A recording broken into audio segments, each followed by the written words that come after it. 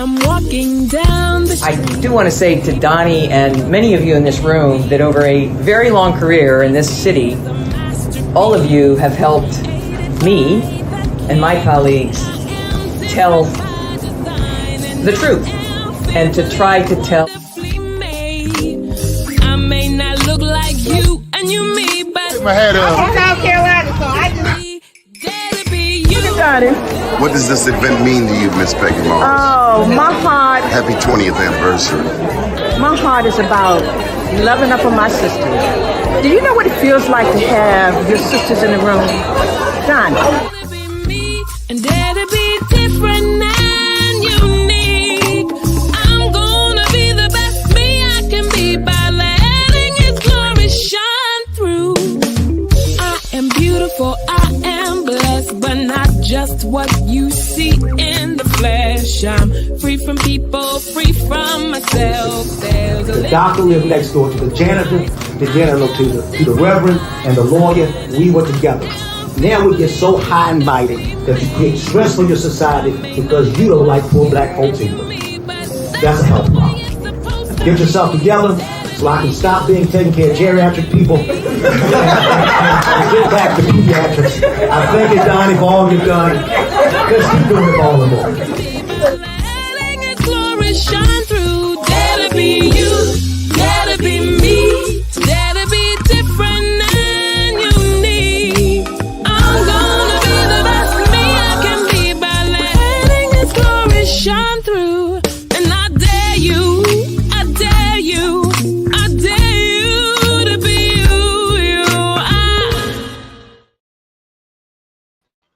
First name's Doni, last name's Glover, in it to win it for the long haul, baby.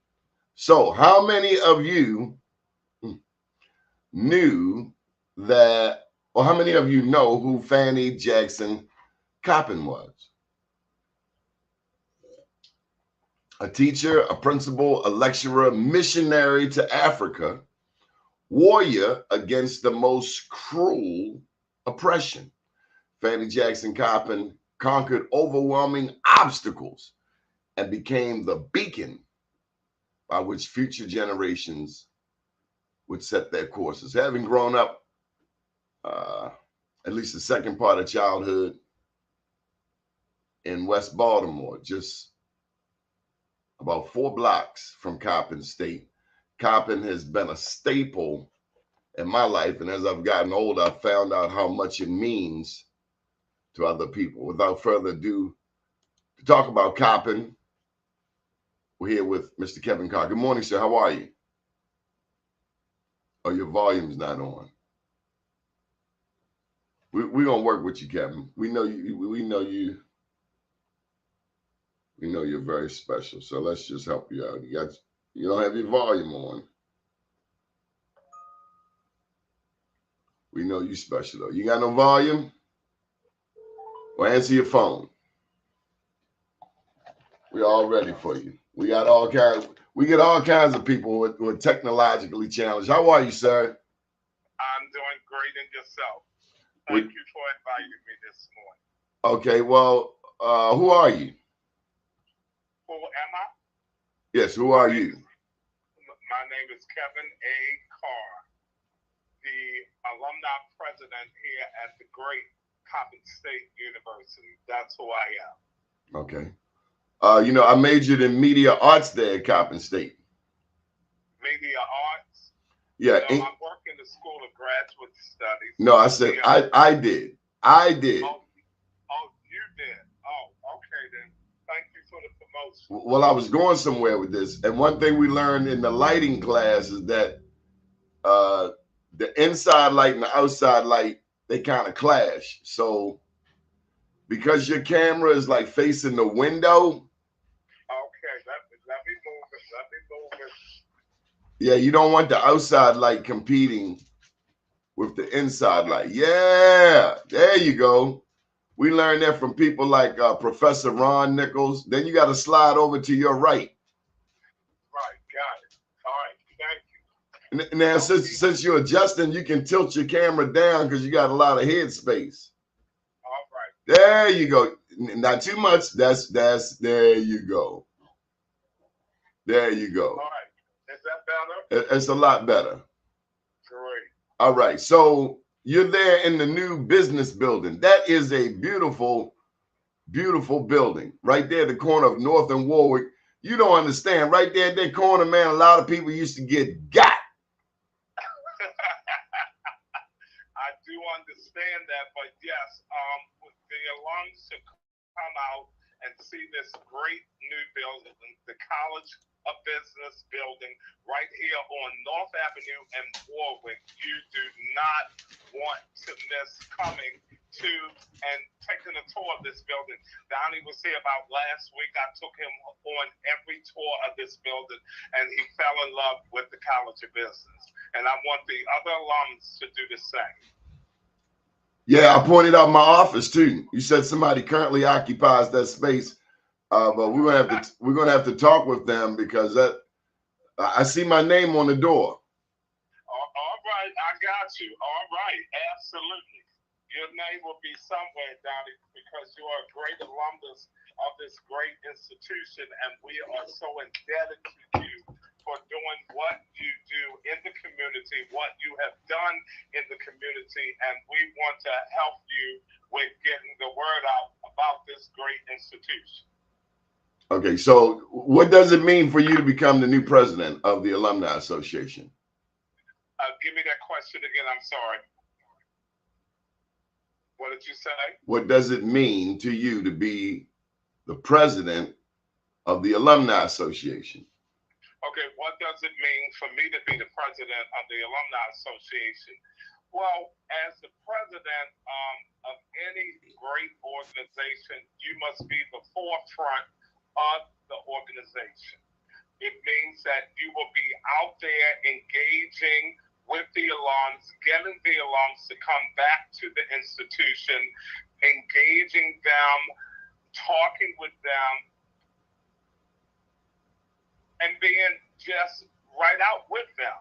So in order to be great in any organization, one must be a transformational leader, and that's what I consider myself as, Doni, a transformational leader. I lead by example, and I believe that the Alumni Association will grow under my administration here at Coppin State University. And I believe I have some of my e-board members listening in this morning, and hopefully we can get that chance for all of them to be with us on this show. We're going to have you come to the campus and broadcast the show with the e-board. What is an e-board?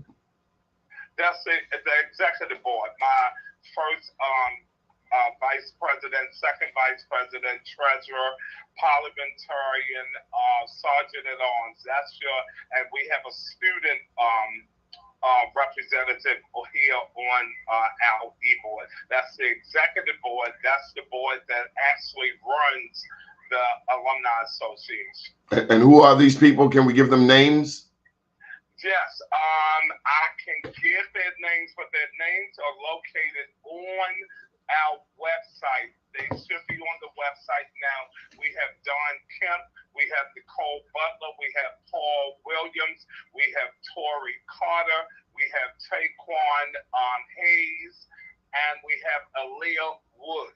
Those are members of my executive board, and Nicole Butler. Kevin, we come as one concerted unit. It's not just the president.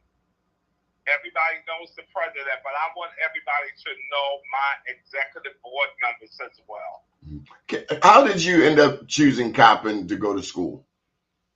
Well, I grew up right down the street, Doni, right there on Dukeland Street. Oh my God, you from Chocolate City? I should have known. Yes, Chocolate City, right there, right. Oh my God. So I grew up on Dukeland Street with the white marble steps back in the 60s. We would have to clean those steps off. Our parents, our grandparents, our aunts and uncles would have us cleaning those steps off, those white marble steps right there on Dukeland Street. So I've been in the neighborhood. And I said I would like to go to that institution one day. Really? And that one day did come. What high school did you go to? I went to Walbrook Senior High School. I was under the great principalship of Dr. Ann O. Emery. And everybody know Dr. Ann O. Emery. God bless her soul. Yes, and she was the one that saw greatness in me in high school. And Dr. Morris Queen, my music teacher, Dr. Paul Brent, Cheryl Pastor, that's my drama teacher, my English teacher. These people helped to instill greatness in me, Donnie. And that's why I am who I am and what I'm going to do for this great institution at Coppin State University. Tell me about your experience with Dr. Cheryl Pastor. Oh, Cheryl Pastor. Oh, what a jewel Cheryl Pastor is. I love her. The day I walked into that drama class, I said, yes, this is what I want to do in life. This is what I want to be in life. I want to be an actor, a stage performer, and which I've done all of that. In opera, in acting, Cheryl directed a play that we did here at Coppin State University. And that, believe it or not, I was with Ursula Battle on yesterday. It was called The Teacher's Lounge. And that play I'm going to get back here next year as a fundraiser for our Alumni Association. The Teacher's Lounge is coming back, and hopefully Cheryl will be back to direct us and everything. But Cheryl was a great drama teacher at Coppin at Walbrook Senior High School. She was a great drama teacher. Now, I didn't know she was at Walbrook. I knew she was at Lake Clifton, but then they snatched her up into Baltimore County. Yes, they snatched her up, but she's still doing great things. The Arena Playhouse. I did a show with her down there a couple of times. Walbrook Senior High School, when we were there back in the 70s, I graduated from there in 78, class of 1978. 3 years we were there. You're talking about, they don't have graduations big like that. Our class was 1,200 strong. And most of us ended up in college degrees, lawyers, doctors, preachers, everything you want to name. Dr. Emery made it her best to get her students. And we only lost 300 students out of the 1,200. 900 students graduated in May the 21st in 1978 from Walbrook Senior High School. They don't have big graduation classes like that anymore. You know, Walbrook is geographically located in the middle. I mean, you got you have inner city Baltimore on one side, but just behind Walbrook, you have some otherwise hidden coves of black communities. What's that little community? You go down Walbrook, is off to the left, where Marty Glaze and them live at. It's a cul-de-sac. I don't know the community offhand. I don't know. It's just behind Walbrook, but nonetheless, Walbrook is right in the middle. I mean, you got some poor people on one side, and you got some upwardly mobile people on the other side. Absolutely. And I won't say poor. Let's just say, not the richest, but in a city. What you want me to say? Right. Yeah. So. But it was all love. It was all love. Absolutely. I feel what you were saying, and I get what you were saying. But the neighborhood is still a good neighborhood. We drive past there often, leaving here from Coppin State University. I still have some students that touches bases with me on a daily basis that still go in that area. Some of my mentees who I mentor live in that area, and they still come to the institution here to see things that I'm doing and to get talks and everything. When I was growing up, so my mom's had been on Moreland Avenue since 1952. So that meant she was one of the first black homeowners in the 1500 block of Moreland Avenue. So you're talking about 52, 53, 54. Now, I wasn't around. This is the story that was given to me by my older siblings. But as I grew up, and we moved from East Baltimore back there around 74. So from 74 to 83, I was right there, Moreland and Baker. Matthew Henson, Lamel, then I went to Poly, then to Dunbar. But in that time, Coppin would allow students from the community to go swimming. Absolutely. I remember that. And we could play basketball there. I remember that. And so I always remembered that about Coppin. And while I always knew I was going to college, and not to sound arrogant, it was just instilled in me. It was no question. Some of you out there like that, you knew you were going to college. Other people had no clue. But I knew come hell, high water, no matter what, I was going to college. It wasn't even a second thought. But for those where college wasn't instilled in them like that, what did Coppin mean to the rest of the community? What was your experience? Well, I knew Coppin was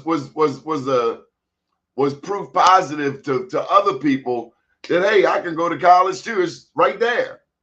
Right, absolutely. But back in those days, if your household did not instill going to college, that's why some of them did not get that opportunity. But in my household, my mother instilled to us education.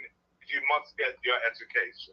In order to do great things, you need to get your education. Even though my mother and my father did not attend college, my father took some classes by him being in the service, by him being an MTA bus driver. My mother, she worked at Social Security, and she worked at Dr. Jilt's on North Avenue. See, I'm giving history here. We used to go, me and my sister would go to that doctor's office with her, sit there with her while she was working. And that's why Coppin means so much to me, because I grew up right here in this area. I went to 148 right there on Rosewood Street. It was 148, and now it's a apartment building for seniors, I believe. But right here in this nucleus of this neighborhood, Coppin means so much to me. That's why I haven't gone to another institution. I've been here for 18 years. So let me share a little more about Fannie Jackson Coppin. And we have a comment there from our very fine boss man, if you will, Dr. Tyrone Taborn. Of course, we have the BEA, the Black Engineer of the Year Awards, coming back to Baltimore after a long hiatus. And so we have to make sure Coppin is a part of that. But going back to Fannie Jackson Coppin, born a slave over in D.C., the child Fannie was purchased by an aunt. This is the days of chattel slavery. That college is named after a woman who actually endured slavery. Another aunt took the little girl in, but Fannie had to go out and work as a domestic, getting schooling whenever she could. By age 14, she was supporting herself in Newport, Rhode Island, and struggling for education. It was in me, she wrote years later, to get an education and to teach my people. The idea was deep in my soul. This woman had to have had a phenomenal impact on her surroundings for them to name a college after her.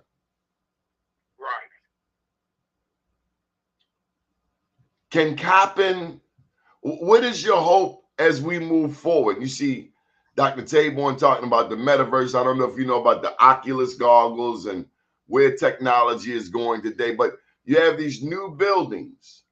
You have the new business school, the new nursing school, the new health and human sciences building. You got a brand new sports complex. Coppin now goes from Baker Street all the way up to Gwynns Falls. Absolutely. But what is the hope as it relates to getting our students into this new technology? Any thoughts on that?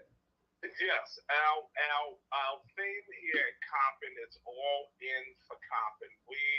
President Jenkins is doing a wonderful job.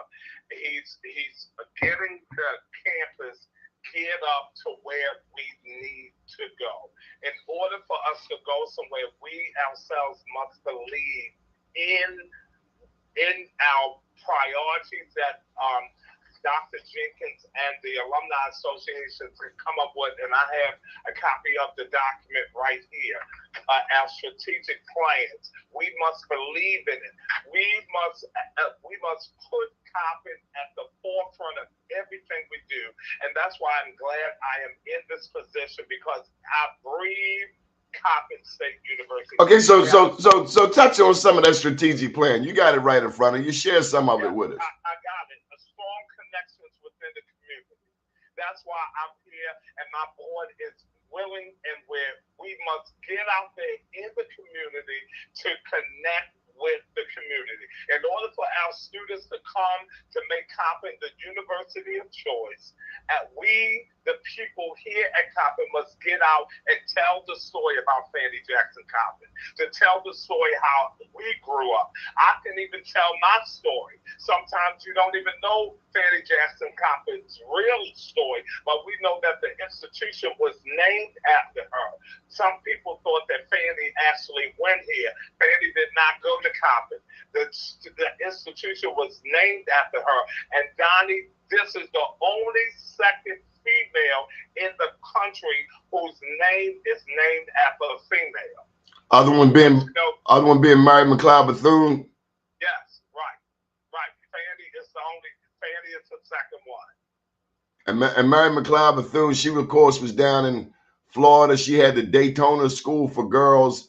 Education was so meaningful to her. You know, I guess we should just take a moment and pause for the Black woman. Yeah. How the Black woman has held us down. And I mean in the most positive of ways. She has held us down all along. Absolutely. Without a doubt, she has. And when I read the Fanny Jackson Coppin story, that's why I said this school is sitting on a gold mine.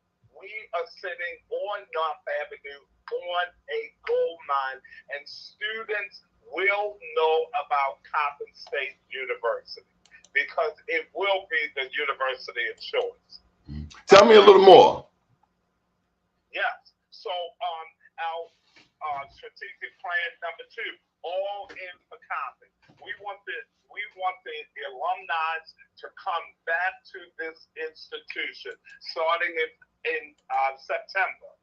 We're going to have a town hall meeting. I'm going to just put it out there now. We're going to have a town hall meeting. And guess who's going to be our moderator, everybody? The great Doni Glover is going to be my moderator for that town hall meeting. You do not want to miss this town hall meeting. Every alumni, I want you back on this campus. The president wants to see you. The students want to see you. I want you to walk around. I want you to come around on this campus to see how the great things we have done and what the great things we're going to continue to do as long as the alumni is engaging and giving back to this institution. So Kevin, let's get a date for that event. Okay, it's going to be September the 27th. September the 27th at 6 p.m. And we're going to do a quick tour. So slow down. Yes. This is the Coppin alumni meeting? No, that's the town hall meeting. Oh, the town hall, my bad. Town hall. Right. We're going to have our town hall meeting. Doni Glover is going to be our moderator, and our student moderator that's going to help to get the students there will be, he's on the e-board, that Taquan Hayes. Okay, now how do you want people to contact you for more information on the Coppin Town Hall?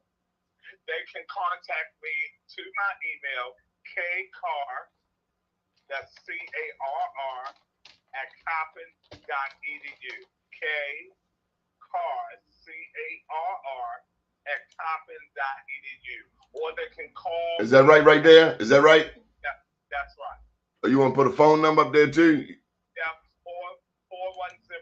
Hold on. 410 951-3053.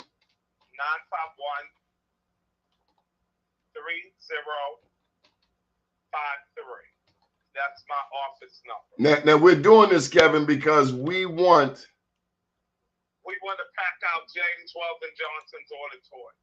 We want it packed out like never before.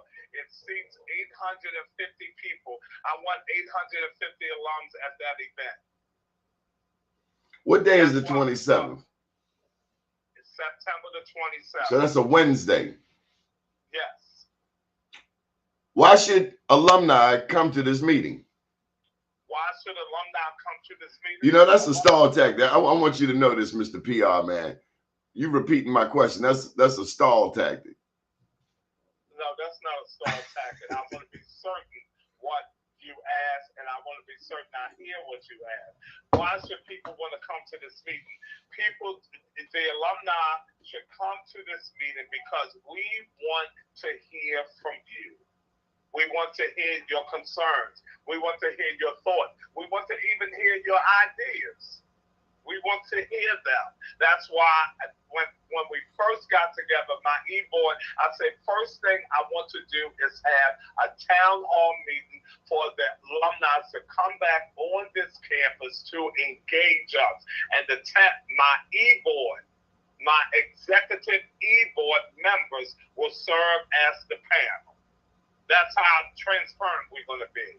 You're going to be answering the questions, getting the questions from the audience, and my executive board will be sitting there as the panel.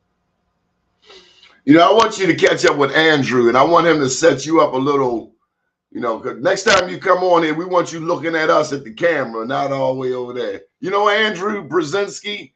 I know I messed his last name. What's his last name? Andrew Brzezinski, you said it right. Okay. Have Andrew set you up a little studio there because, you know, plus you look a little darker than you normally look. Right.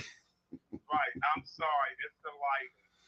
It's all good. So this is now there is a new statue. The last time I was on campus, and don't laugh at me, but I saw a statue of Fannie Jackson Coppin. Absolutely. When Dr. Jenkins came to the school, and we've never had a statue of any of our leaders here, but when he came, he put this thought out, and he said we need to get a statue of our namesake on this campus. So everybody fell in love with that idea, and that statue, a bronze statue, and the name of the person that did the statue is leaving me, but he's a black man, and he came and did that statue, and it's a beautiful bronze statue of our namesake right here, or in the middle of the campus, right there as you're coming down from the library. It's right next to the parking lot, J parking lot, and you will see the bronze statue of Fannie Jackson Coppin holding up her script or her degree, and it is such a joy. Everybody that comes here and take pictures with that statue. It's a beautiful statue. And then President Jenkins initiated that the students, when they get ready to graduate, they will come past the library, past the statue, up to the field to the graduation. And the students love that stroll from the library past the statue to the field of the PEC.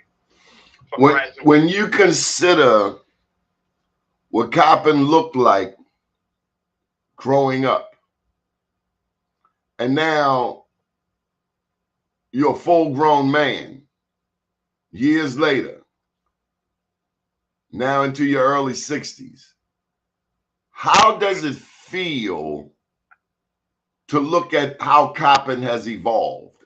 Again, from Baker Street all the way to Gwynns Falls. And down there on Baker Street, let me tell you, where Coppin is now, used to be Thomas Avenue, used to be Whitmore Avenue, and you can go through there slouching if you want. You would come out with the worst.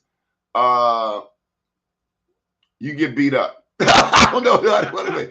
If you ain't know what you was doing around there, you might come up missing. And some people, there's a lot of history, Warwick Avenue, Thomas Avenue, Whitmore. But I remember this. If you went to Coppin and you parked on Thomas or Whitmore, nobody would mess with your car. Absolutely, Donnie. It's funny for you to say that. I used to park on Whitmore. Thomas Avenue, right there between. It was one way coming up, and I used to park there because I didn't want to park on the campus at the time. And then when they tore all the houses down, we had no other choice but to park on the campus. But you're right, nobody touched our cars, or at least my car, when I used to park on. And they would speak to you, the neighbors. Oh, you're going to Coppin. You're going over there. Great institution. Great institution. I love Coppin. I love Coppin. That's when you started engaging with these students and with these parents of the students that was maybe in elementary school or middle school. And that's what I'll say. Well, hope that you would send your student to that great institution right across the street. Because guess what? That great institution is going to expand, and we're going to keep expanding because of people like you. I'm going to be honest with you, Kevin. You could not have told me in a million years that I would finish at Coppin. But I did, and I want to thank my dear dad in heaven. Matter of fact, he paid for my first semester back. Now, the deal was he was going to pay for, I think I had 2.5 years or so. But when I got to Coppin, I met Dean T.J. Bryan. Yes. And I got into the Ronald E. McNair Post-Baccalaureate Achievement Program. And I have to be honest, it was that program that just made me a Coppin fan for life. Dean Bryant she was a drill sergeant on one hand, a visionary on the other. And back then we thought she was going to be the next president. Right. Of course, back then it was Dr. Burnett, but Dean Bryant and the McNair program, and then it was Dean Collins, and they had the honors program. But those two programs, because I got into both of them, and that's a full scholarship, but you're going to work. You are going to work. And I don't know what people think they know about an HBCU. When you come out of one, you will have more than earned your degree. Absolutely. And funny you to say that, Donnie. That wasn't funny. I wasn't laughing back then. Oh, no, you wasn't laughing, but you were trying to get it in. You told the truth. You're going to work in those programs. I wasn't a part of those programs, but I know the students that are a part of those programs and were a part of those programs. Some of them are VPs now. Some of them are presidents. Some of them have gone on to they're lawyers now. And look at you, Emmy award winning. Emmy-nominated. Okay, Emmy-nominated talk show host.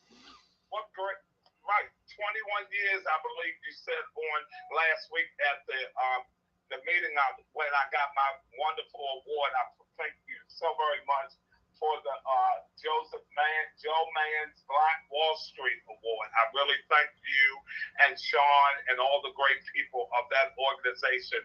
And I will be there to support you all in whatever endeavors Coppin can do for you all. We are there for you as well.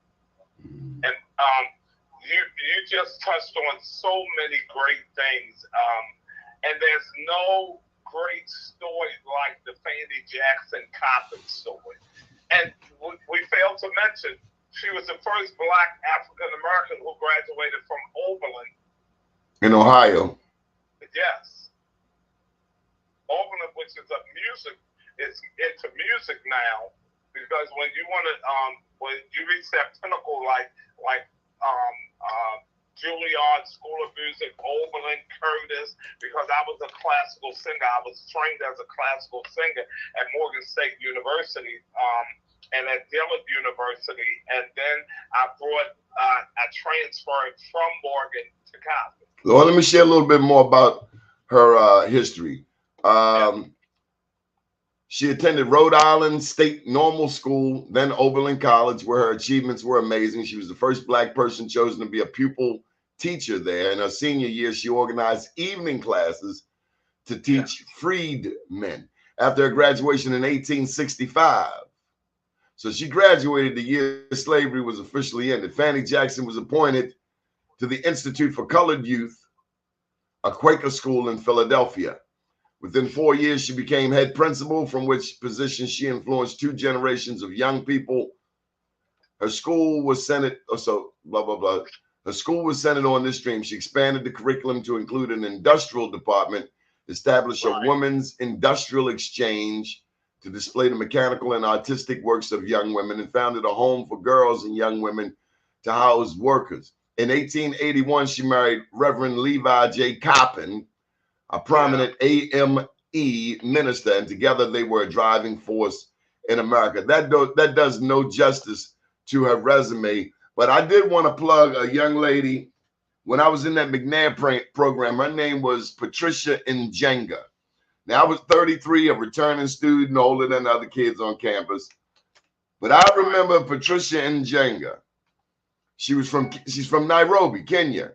She had 2 younger sisters. And this is why I'm going to put her up here right now while we're doing the plug. She carried, on average, 22 credits a semester. 22, 23 credits a semester. So I say this. You know, I've just gone back to Morgan, grad school, 2 semesters, and I'm on to the PhD program. But a lot of times as students, and my beautiful lady always says to me all the time that the need to understand the sense of urgency. Right. We can't be playing. I know that's some broken English. We can't be playing on this college campus. And young men, whether you're Coppin or wherever, them girls gonna be there. I understand. Before you know it, those 4 years will have come and gone. Can you speak to that at all, of how serious?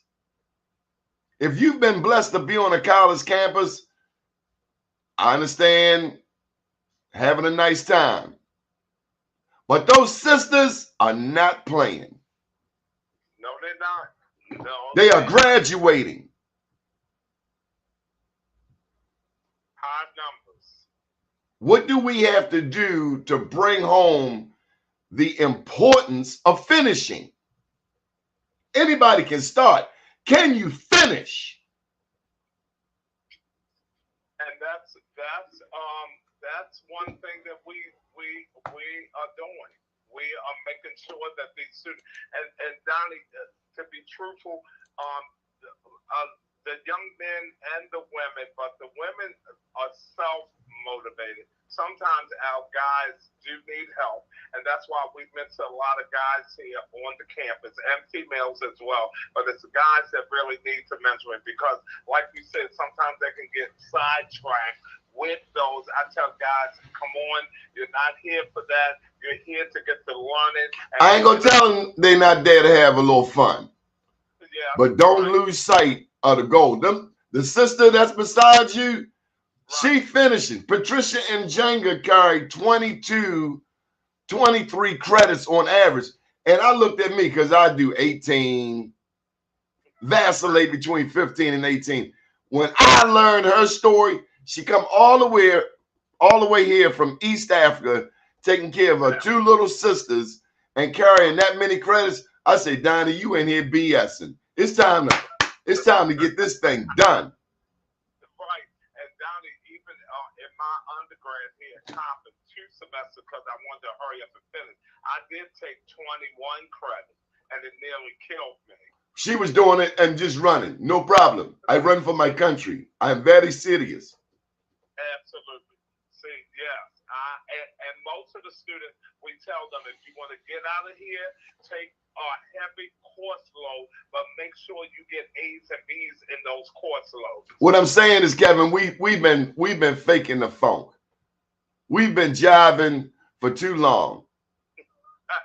When we get on this college campus, it is not a game. You know, as Dr. Taborn is pushing STEM and the metaverse on us, you don't get to major in biotechnology or advanced computers and computer technology. You don't get there without really committing yourself to that library. Everybody should know Dr. Wanza. Everybody at Coppin need to know Dr. Mary Wanza. Absolutely. And when I was a student here, Donnie, Dr. Wanza, I went in the library. I stayed in the library. And when the library closed here, this is how dedicated, because I too came back to Coppin after being out for 25 years of school. I came back. Oh my God. Yes, I did a hiatus. I went and worked. I had to make money because nobody was taking care of me. I had to take care of myself. So I was out. I used to sell clothes for a living. I worked at Mondawmin, and Dr. Wanza used to come up there to Firestone, where I used to be the manager up at Firestone next to Mary Steakhouse in Mondawmin. That was years ago. I remember Old Bay up Mondawmin. You remember Bay Island? Yes, absolutely. So that's when I met Dr. Wanza and Dr. Joyce Taylor. Dr. Joyce Taylor said, young man, you have what it takes to come to Coppin State University. I want you to come to Coppin State University. Dr. Joyce Taylor, God bless his soul. He told me about Coppin. He reignited the fire. He ignited the fire again about Coppin, because I did go to Morgan after went to Dillard in New Orleans first. Then I transferred and went to Morgan, sang with the Morgan State Choir and all of that. Then I transferred from there to Coppin, and I finished up my degrees. But I'm back there at Morgan finishing up my doctorate degree. But yes, Dr. Mary Wanza. I work in the library in the evenings, Donnie, because I have to be in the library. Dr. Wanza gave me my job in the library. I've been working that job for like maybe 12 to 15 years now. I see the students that come in that library with me from 6 to 11 p.m., those are the ones, and I know it, get the better grades. So to anyone out there, if it's time for you to go back to school, it is not too late. Kevin went back after 25 years. I'm now in a master's program after 23 years. It is never too late. As a matter of fact, when I did go back to Coppin in 93, there was a lady in my piano class named Miss Regina, and she was 75 years old. Older students are coming back by the tens of thousands in colleges across America. So, you know, we mentioned some of the people there. Judith Wilner comes to mind. I took a critical listening class with her, and Judith Wilner was no chump. I mean, if you're going to get an A in her class, you're going to work. You earned that A. Yeah, you're going to work. I wanted to say this. You mentioned Morgan, and everybody knows the famous Dr. Nathan Carter. But when I got to Coppin, there was Hugh Carey. And I'm not going to say who was better. I mean, Dr. Nathan Carter was a character all by himself with his own history, and big ups to Mesa. We understand she's coming back on tour. But Hugh Carey was our choir director down at Dunbar. And Hugh Carey had taken Dunbar's choir around the world in high school. So big ups to Dr. Nathan Carter, but Hugh Carey deserves his accolades as well. And then I got to plug, of course, Dr. Calvin Burnett. And so Dr. Anthony Jenkins stands on very broad shoulders. And we're very proud of him. We see him. I've seen him all over the place. I saw him at the Maryland Washington Minority Contractors Association breakfast one year. Okay. I've seen him in Annapolis. He is and mind you, between Dr. Burnett and Dr. Jenkins, there, you know, it was people that came and went. But what we see in a Dr. Jenkins is someone who was in here for the long haul. Coppin is like our mother. Yes. And so we don't want to see a daddy that coming and going, you know. And so we appreciate a Dr. Jenkins because we've seen a lot of people come and go. But he's been there, he's put his anchor down, his family is here. Tell me more about Coppin State. We got a few more minutes. Yes, Coppin State, I tell you, alumni, anybody that's interested in coming out, please just come to the campus, see for yourself. Do not believe what others are telling you. Just come to this great institution and see things for yourself. I guarantee you, when you come here, you're going to fall in love with this place, Coppin State University, right here at 2500 West North Avenue. We have transformed, and we're even going to transform it even more. We got a new dorm coming here. We got a new dorm. We're expecting more students. Our student enrollment is going to grow. We want Coppin to be the university of choice. That's our motto, that's our game, and that's what we're going to make Coppin State University the university of choice. Let me tell you something else, Kevin Carr. Yes. Our people love entertainment. Yes. Over the weekend, I've heard everybody and their mama talking about the Met Gala.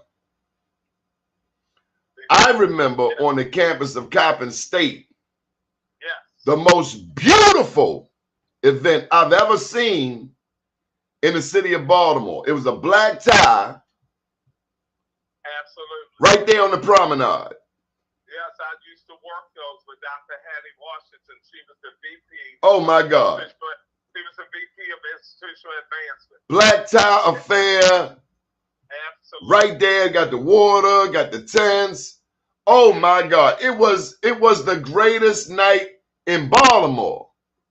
Absolutely, and everybody was there. Who the man with the boats down the harbor? He had the yachts and all of that. Yes, absolutely. He was on her board. Yes, I know exactly who he's talking about. Can't think of his name. His name Larry or something. Yes, absolutely. And then we used to always, because I used to student intern in the office. When I came to the school in '99, Doni, Dr. Burnett, I was so close to Dr. Burnett. And Dr. Burnett helped to transform my life as well as Dr. Wanda, Dr. Southall, and some others around here. But Dr. Burnett told me, go see Hattie Washington, Dr. Hattie Washington, and tell her I say find you a job on this campus. She did exactly that. I was working as a student intern. I worked my way up to the position I have now. I started as a student intern in IA back in 2003 when I was still an undergrad. And I tell the students all the time, you don't have to wait till you graduate to get your job. Get a job while you working on your degree. Then you don't have to be looking when you get your degree. Coppin is the perfect institution for an older student. It certainly was for me. I'd seen some life. I'd made some horrible mistakes, but Coppin was a godsend. And again, growing up 4 blocks from it, you could have not ever told me I would be going to Coppin. I mean, I started in Morehouse for Pete's sake. My junior high school was farther away. Lamel was farther away. Right. But Coppin, lo and behold, and I remember many a night, many a day going to Annapolis on behalf of Coppin State. People like Zachary McDaniels come to mind. Yes, absolutely. Zachary Fort, Clarence Mitchell IV comes to mind. Yes. They fought diligently, and I wrote the story. I was right there to cover it because there was a time when our own elected officials did not invest in Coppin at all. But they are investing now. Yeah, they are. They are investing now, and we thank the shoulders of everybody. you and all the great elected officials who are really investing in Coppin, because we needed it, we got it, and now we're going to take it to the next level. Coppin is the place to be. We are all in for Coppin State University. 18 years I've been here, Donnie, and I'm not going anywhere. All right, so let's go ahead and get the final plug in. Anything that we haven't covered. There's so many. Bob Cataliotti. Let me tell you about that white man. Bob Cataliotti taught me more Black history than a lot of Black professors. He was Italian, but I can take nothing. Let me tell you something. That man taught me a lot about our people's history. Absolutely. Now, mind you, I struggled a little bit. My first book is called Unapologetically Black, but that man, because you know I don't play with them teachers, but he was very serious about enlightening a student that wanted to be enlightened. Brilliant man in terms of the Harlem Renaissance, in terms of jazz history. I mean, I remember we read Song of Solomon, yes, by Toni Morrison, and we just his understanding of and the way he could bring it to light, the story to light. So he wasn't just an English professor in the literature. Ann Carr, big ups to Ann Carr. Ron Nichols, that was my media professor. He made us watch D.W. Griffith's The Birth of a Nation. And I thank God for that media arts program. Donna Clayton, she was my first boss at the newspaper. You have some powerful alumni and professors who came through those doors. Dr. Gilbert Daly. I said, Dr. Daly, you talk white. He said, I speak better than white. Dr. Gilbert Daly is the reason why I'm a Sigma today. He said, young man, you have the stature and the knowledge. You even look like a Sigma. I want you to become a Sigma. And that's why Dr. Gilbert Daly and James Winky Camper, that's why I'm a Sigma today. Well, you better mention Miss Peaches. You better mention Miss Peaches. I don't want her hit me with no stick. Yeah, that's our girl, Peaches. Absolutely. I was with Peaches on Saturday. We celebrated Dr. Barry Wands' birthday, and we went and we all were there, had a great time with Dr. Mary Wands. And you mentioned Dr. Wands, and don't forget Miss Birdie.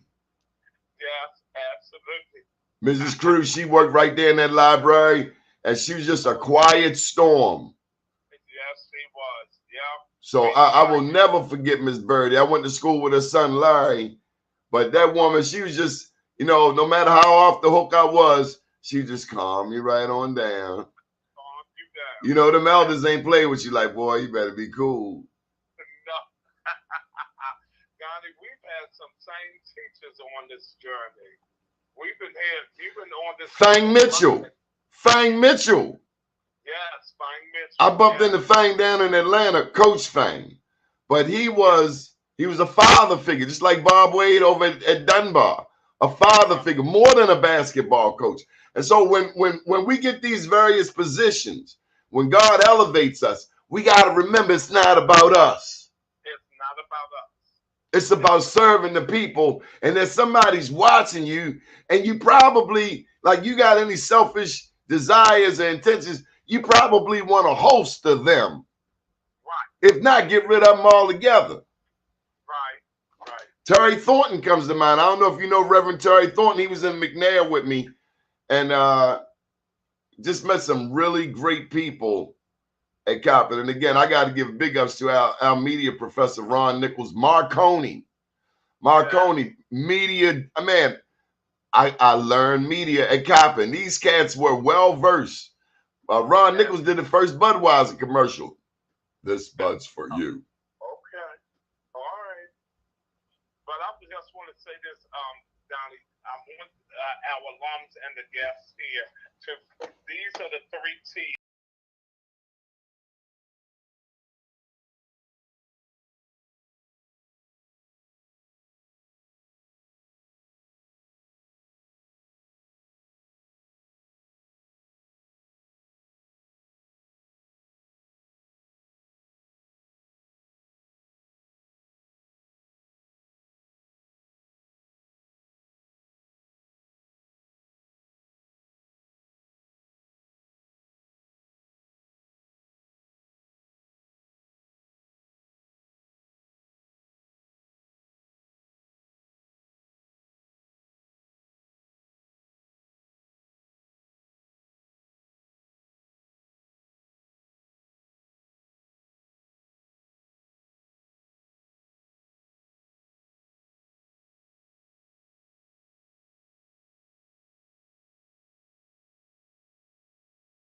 that's what we want to do. Time, talent, and your treasures. That's how we're going to continue to strive. You better tell them who Winky Camper was to our family. Winky Camper was, we called him Mr. Coppin. We called him Daddy Coppin. We called Winky blood, sweat, and tears for this institution. The Coppin Corner, our food resource center, Peacher and Winky's name is on it. Winky started putting funds aside in IA for students who did not eat, who could not afford to eat, who needed to eat something. So you all need to come up here and see this food resource center that is named after. It's called the Coppin Corner, but there's a plaque of Winky and Peaches in the food resource center. And we have a striving food resource center. You can give to that if you want. But Winky talk smack. Look, Winky talk smack. You getting along with. He talked a little smack every now and then. I didn't know he was a star basketball player. I had no idea. Yeah, absolutely. Oh, Winky was well versed. Well versed. They didn't call him Winky for nothing. And listen, we better put a plug in also for Marvin Doc Cheatham. Marvin Doc Cheatham has been a staunch advocate for Coppin when people wanted to take it over and merge it with other institutions and cause Coppin to lose its identity. People don't know how hard the Coppin family has had to fight, what they've had to endure over the years because of people who had no respect for our institution. They tried to run over us. Right, but not anymore. Not anymore. Those days are behind us. We are moving forward, and great things is happening at this institution. Great things are happening and will continue to happen because the alumni is going to be engaged. Time, talent, and your treasures. That's how we're going to continue to thrive with our time, talent, and your treasures. Good deal. Big ups again to Dr. Anthony Jenkins for his leadership and making Coppin all that it can be. My name is Donnie Glover. Good morning, world. Thank you, Don. Thank you, sir.